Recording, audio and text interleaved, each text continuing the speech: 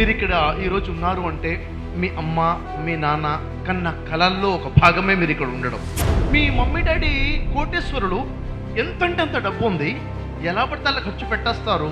చదువుకో పర్లేదు, ఎంతైనా ఫీజు కడతాను పంపించారా, లేక డబ్బు లేకపోయినా అడ్జస్ట్ చేసుకుని సరి చేసుకుని అవసరమైతే అప్పు చేసి ధైర్యం చేసి మేము కష్టపడతాను నువ్వు చదువు అని మీ ఫ్యూచర్ కోసం పంపించారా?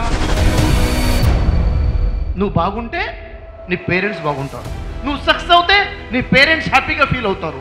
నీ ఫ్యూచరే వారు కోరుకుంటున్నారు. నువ్వేదో కష్టపడి పెద్ద జాబ్ సంపాదించి డబ్బులు సంపాదించి వాళ్ళకేదో డబ్బులు తెచ్చి పెట్టాలని మీ పేరెంట్స్ అనుకోవట్లేదండి. మీ పేరెంట్స్ ఏమనుకున్నారంటే మీ లైఫ్లో మీరు బాగా సెటిల్ అవ్వాలని, మీరు బాగా హ్యాపీగా ఉండాలని. మీరు మీరు మీరు మీ గురించి, వాళ్ళ గురించి కాదు పేరెంట్స్.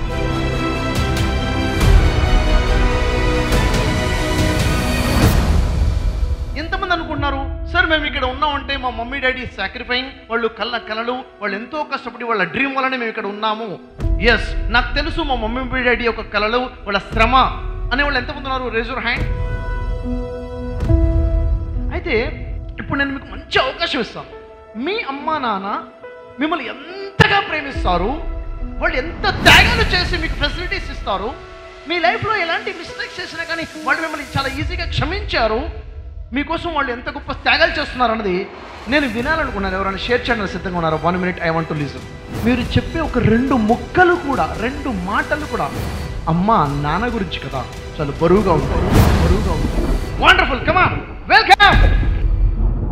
మా నాన్న నేను 7 years ఉన్నప్పుడే చనిపోయారు. నాకు అప్పుడు అంతా ఏం తెలియదు. మమ్మీ వచ్చి చాలా ఏడ్చింది నా దగ్గర. కానీ అప్పటి నుంచి ఇప్పటిదాకైనా మా మమ్మీ నా గురించి చాలా టెన్షన్ పడ్డది, ఎలా చదువుతాడో ఏందో అని. కానీ మా డాడీ లేదన్న ఒక మిస్సింగ్ అయితే నాకైతే ఇప్పటిదాకా ఇవ్వాలి. మా మమ్మీ అయినా మా డాడీ అయినా 2 మా మమ్మీనే నాకు. పాపం చెప్పాలంటే నాకు చాలా ఉన్నాయి, కానీ తను నా కోసం మనీ కోసమైనా దేనికోసమైనా చాలా తలదించుకొని చాలా చేశారు. కానీ నాకేంటంటే ఒకటే ప్రౌడ్, మా డాడీ లేకుండా మా మమ్మీ నన్ను ఇంత చూసుకుంటుందంటే నాకు చాలా ప్రౌడ్ ఫీలింగ్ ఉంది. నాకు ఇప్పుడు ఒకటే గోల్ ఏంటంటే ఒక మంచి జాబ్ కొట్టి మా మమ్మీని మంచిగా హ్యాపీగా చూసుకుంటా. నాకు అదే చాలా ఒక లైఫ్ గోల్. అది అందరికీ గుడ్ మార్నింగ్. ఇక్కడికి నేను నా పేరెంట్స్ సఫర్ అయ్యే ప్రాబ్లమ్స్ షేర్ చేసుకోవడానికంటే ముందు సార్ని పక్కన నుండి చూడాలన్న డ్రీమ్ చాలా ఉండే నాకు. నేను 4th క్లాస్లో ఉన్నప్పుడు అనుకుంటా మా మమ్మీ నన్ను గురుకుల హాస్టల్లో జాయిన్ చేసింది. అంటే మనం రాస్తాం కదా నవోదయ గురుకుల సీట్ కోసం ఎగ్జామ్ రాస్తాం కదా, రాసినప్పుడు నాకు గురుకులలో సీట్ వచ్చింది. అయితే నేను చదువుతున్న స్కూల్ నుంచి వెళ్ళిపోయినా, మంచిగా సీట్ వచ్చింది, ఎందుకు వాళ్ళ ఫీజు వేస్ట్ ఎందుకని వెళ్ళిపోయినా 1 monthకి నేను హాస్టల్లో అసలు ఉండలేకపోయినా. అందరినీ మిస్ అవ్వడం, ఏడవడం ఎట్లనో అనిపించింది. డాడీని మిస్ అవ్వడం, అందరినీ మిస్ అవ్వడం. నేను ఇంటికి వచ్చేసిన, ఇంకా నా వల్ల కాలే, ఏడ్చిన. అప్పుడు మమ్మీ సార్ వీడియోస్ చూపించింది. నేను 4thలో ఉన్నా, అంటే చాలా ఇయర్స్ అవుతుంది. అప్పటి నుంచే సార్ వీడియోస్ చూడడం నేను స్టార్ట్ చేసిన. మమ్మీ ఉండి చూడు ఒకసారి సార్ ఏం చెప్తుండో విను విను విను అని వీడియోస్ పెట్టడం, నాకు చూపించడం స్టార్ట్ చేసింది. మరి సార్ ఈ కెరియర్ ఎప్పుడు స్టార్ట్ చేసిండో నాకైతే తెలియదు. నేను మాత్రం 4th standard నుంచి సార్ని చూస్తున్నా. అండ్ ఈవెన్ ఇప్పుడు మా మమ్మీ ఈ ప్రోగ్రామ్కి అటెండ్ అవ్వలేదు. సార్కి అసలు పెద్ద ఫ్యాన్ మా మమ్మీ. ఇది చెప్పడం కోసమే వచ్చిన. అండ్ మా మమ్మీకి తెలియాలి నేను సార్ పక్కన నిలబడి మాట్లాడుతున్నా అని. సార్ చాలా ఇన్స్పైర్ చేయడం. నేను ప్రతిదానికి, నేను యాక్చువల్ నాకు మ్యాథ్స్ రాదు, చాలా భయపడుతుండే ఇంటర్లో ఎంపీసీ తీసుకోవడానికి. ఎందుకు భయపడుతున్నావు, ఎందుకు సార్ అన్నట్టు సార్ చెప్పేది విను విను వినంటే చాలా స్టోరీస్ వినే. సార్ చెప్పిన స్టోరీలో నేను మా స్కూల్లో స్కిట్ కూడా తీసిన. సార్కి తెలియదు ఆ విషయం. ఒక మదర్ డాటర్ స్టోరీస్ చెప్పాడు, ఒక్కటి కాదు నెంబర్ ఆఫ్ స్టోరీస్ చెప్పిండు. నేను ఇప్పుడు ఈ స్టేజ్ మీదకి రావడం కూడా సార్ లాస్ట్లో చెప్పిన మాట, నేను మీ పక్కనున్నా, మీ బ్రదర్ రాండి పైకి అని చెప్పడం. ఒకటి గుర్తుపెట్టుకోండి, నేను మీ అందరికీ అన్నయ్యని, అందుకే నా ఇంటి పేరు షేక్, అది తీసేసి బ్రదర్ అని పెట్టుకున్నాను. ఎందుకు? నేను మీ బ్రదర్ని కాబట్టి, బ్రదర్ షఫీ. నాకు మమ్మీ డాడీ ఇద్దరు లేరు. డాడీ 3 years, మమ్మీ 6 yearsలో చనిపోయినారు. ఇప్పుడు మా మమ్మీ వాళ్ళ చెల్ల నన్ను టేక్ కేర్ చేస్తుంది. ఇప్పటి వరకు ఎన్ని ఫెయిల్యూర్స్ వచ్చినా కానీ ఏమున్నా కానీ నీకు ఏం కాదు, నేను తెలుసుకుంటాం, నేను చదివిస్తామని ఎంత ప్రాబ్లం వచ్చినా కానీ ఫేస్ చేస్తుంది. ఇప్పుడు నన్ను అట్లా చూసుకుంటున్నందుకు బయట అందరికీ చాలా ప్రాబ్లమ్స్ వస్తున్నాయి. బయట నుంచి అయినా కానీ వాళ్ళ ఫ్యామిలీ ప్రాబ్లమ్స్ చాలా వస్తున్నాయి. అవేవి కాకుండా నాకు మా తమ్ముడు, మా పిన్ని వాళ్ళకి కొడుకు ఇద్దరిని ఈక్వల్గా చూస్తారు, ఇద్దరిని. వండర్ఫుల్. ఇంకా ఇప్పటి వరకు ఎన్ని ప్రాబ్లమ్స్ వచ్చినా కానీ టేక్ కేర్ చేస్తుంది, సొంత డాటర్ లాగా చూసుకుంటుంది. నేను మంచి బెస్ట్ జాబ్ తెచ్చుకొని వాళ్ళని ఒక బెస్ట్ కెరియర్లో మంచిగా జాబ్ తెచ్చుకొని వాళ్ళని మంచిగా చూసుకోవాలనుకుంటున్నాను. All the best, all the best. నేను 10th క్లాస్ వరకు మా పేరెంట్స్ దగ్గరనే చదువుకున్నాను. ఇంటర్లోనే నాకు హాస్టల్ వచ్చింది కాబట్టి తప్పనిసరిగా హాస్టల్కి వెళ్ళాల్సి వచ్చింది. అప్పటి వరకు వాళ్ళ దగ్గర ఉన్నా కాబట్టి ఎలాంటి బాధలు అవి అసలు ఏం తెలియదు. హాస్టల్కి వెళ్ళినా కాబట్టి అసలు ఏంది పేరెంట్స్ అంటే ఏంది అలానే వదిలిపెట్టి ఉండడం చాలా కష్టంగా ఉండే. బ్రదర్స్ ఎవరు లేరు, నేను మా చెల్లి. అందరు అంటుంటారు కదా అమ్మాయిలు ఏం చేస్తారు ఏం చెయ్యలేరు అని. అందుకని నేను చాలా కష్టపడి ఇక్కడ హిందూ కాలేజ్లో మనకి సీట్ వచ్చినందుకు మా పేరెంట్స్ చాలా హ్యాపీగా ఫీల్ అయ్యారు. వాళ్ళు ఎప్పుడు 24 hours కష్టపడుతూనే ఉంటారు. వాళ్ళ కష్టాన్ని నేను ఎలాగైనా సరే మంచి జాబ్ తెచ్చుకొని వాళ్ళని కష్టపెట్టొద్దని అనుకుంటున్నట్ట. డాడీ సారీ, నువ్వు ఎన్ని హ్యాపీనెస్ ఇచ్చినా మాకు తెలుసు. So I promise you that I will get job for your. నేను నీ కళ కన్ఫర్మ్ తీరుస్తా. ఎంతమంది ముందు నువ్వు ఎంత తల దించుకోకుండా నేను నిన్ను చూపిస్తాను, మాటిస్తున్నా డాడీ ఈ స్టేజ్ పైన. ఎందుకంటే 4 years నేను ఇదే స్టేజ్ పైన ఉంటా కాబట్టి నీకు ఇప్పుడు మాట ఇస్తున్నా. నేను జాబ్ చేసి నీకు చూపిస్తా.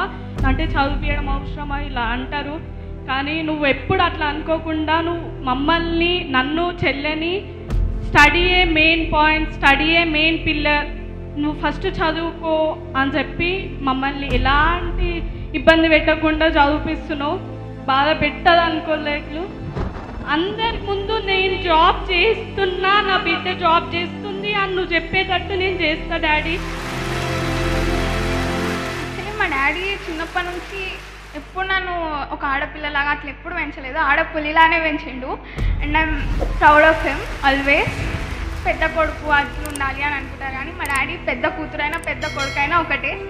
ఎవరు తక్కువ కాదు, ఎవరు ఎక్కువ కాదు, అందరు చూసుకుంటారు. అట్లనే పెంచింది, కానీ ఎప్పుడు డీగ్రేడ్ చేసి ఇట్లా ఆడపిల్ల చదవద్దు అట్లా ఎప్పుడు చూసుకోలేదు. And proud of him. ఎప్పుడు నన్ను డీగ్రేడ్ చేయడం అట్లా ఎందుకు చేయలేదు డాడీ అని నేను ఒకసారి క్వశ్చన్ చేసిన చిన్నప్పుడు. అంటే నువ్వు నా కూతురువి, నా అమ్మతో సమానం నువ్వు అన్నట్టు మాట్లాడతారు. అంతకు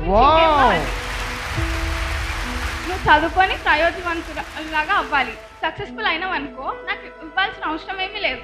నువ్వు మంచిగా ఉంటే నేను బాగుంటా, అంతే, ఇంకేం అవసరం లేదు. నువ్వు ఎప్పుడు సంతోషంగా ఉండాలని అనుకుంటారు పేరెంట్స్.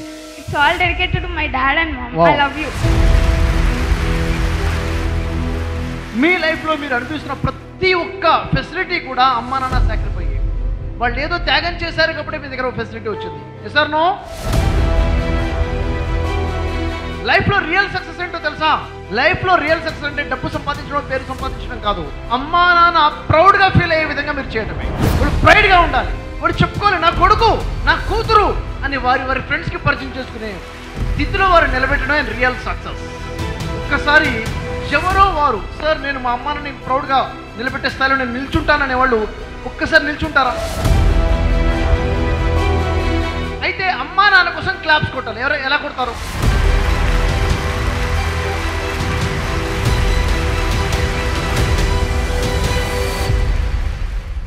పిల్లలకు భవిష్యత్తు కోసం చాలా డ్రీమ్స్ ఉంటాయి, చాలా కళలు ఉంటాయి.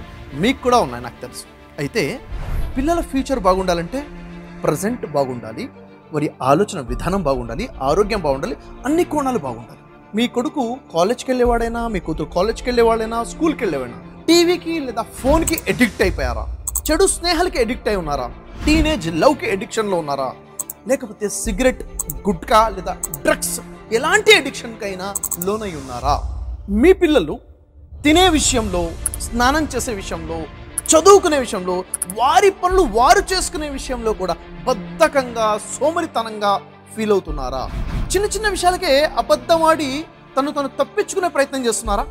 లేక విషయాలు వేరే వాడి మీద గంటేసే ప్రయత్నం చేస్తున్నారా? పేరెంట్స్తో షేర్ చేసుకోవాల్సిన విషయాలు చేసుకోకుండా ఎక్కడో ఫ్రెండ్స్తోనో బయట వాళ్ళతోనో షేర్ చేసుకుని రాంగ్ డైరెక్షన్లో వెళ్తున్నారు అని మీకు ఏమైనా అనిపిస్తుందా? అసలు చెప్పిన మాట వినకుండా మొండిగా ప్రవర్తిస్తున్నారు, ఎదురు తిరుగుతున్నారు పేరెంట్స్కి అని మీకు అనిపిస్తుందా? మీ పిల్లల గురించి పెద్దలంటే గౌరవం లేకుండా ప్రవర్తిస్తున్నారా? రాబోతున్న మారుతున్న ప్రపంచానికి తగ్గట్టుగా పిల్లలు నిలబడాలంటే ఎలాంటి మార్పు రావాలి, దానికి ఎలా పద్ధతి ఏంటి, పిల్లల్లో మార్పు తేగలిగిన శక్తి కేవలం ధర్మశాస్త్రాలలో ఉంది. ఈ ధర్మశాస్త్రాల వెలుగులో డిజైన్ చేసినటువంటి 5 days students workshop 5th class standard నుంచి గ్రాడ్యుయేట్ వరకు కూడా వారి యొక్క శారీరక, మానసిక, ఆత్మీయ ఎదుగుదల కోసం ఏర్పాటు చేసినటువంటి ఈ వర్క్షాప్ 5 రోజులు ఇన్వెస్ట్ చేయండి, కొంచెం మనీ ఇన్వెస్ట్ చేయండి, అద్భుతమైన మార్పులు చూస్తారు. ఎలాంటి ప్రాబ్లం ఉన్నా క్లియర్ చేయగలుగుతున్న వర్క్షాప్ ఇది. సో మీకు ఈ వర్క్షాప్ మీద కొంచెం నమ్మకం ఉన్నా, ధర్మశాస్త్రాల మీద నమ్మకం ఉందనిపించినా వెంటనే మీ కుమారుడు కోసం, మీ కూతురు కోసం కాంటాక్ట్ చేయండి, తెలుసుకోండి, రిజిస్టర్ చేసుకోండి, 5 రోజుల క్లాసెస్ అటెండ్ అవ్వండి.